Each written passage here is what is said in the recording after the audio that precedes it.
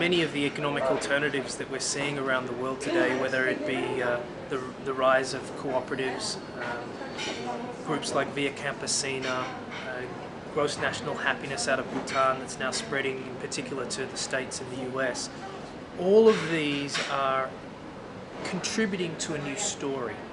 And it's the new story, and on that level, that we build the constructs for our engagement with things more generally. So underneath that sits a reconnection with community, the rise of the localization movement. In the US, I know, for example, we're looking at the largest number of farms since the early 1900s, which is great to see that return, community-supported agriculture and the like, as part of that relocalization space. So I think it works across multiple levels. At the Post-Growth Institute, we're working on an analysis which we call the 6 layers, and at the fundamental layer there is the constructs, which is about that story.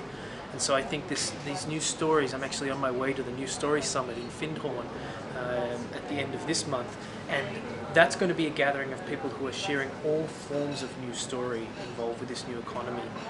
But that's fundamental to how these new economies are emerging in really powerful ways, because our story for the last 30 to 40 years has been, on the whole, one that is very monocultured. It's told us that we're best off as individuals, we're competitive, we're greedy, and we act out of our self-interest. And that's bullshit. I mean, there's a small part of that in terms of the constructs of what we create in our societies with our structures that drives that. But in terms of that being the whole story of human nature, that's false.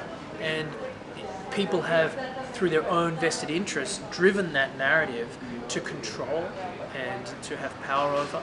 And so wonderfully we're reconnecting, both through science, through storytelling, through actions, through activities, with that new story and recapturing our possibility as we move forward.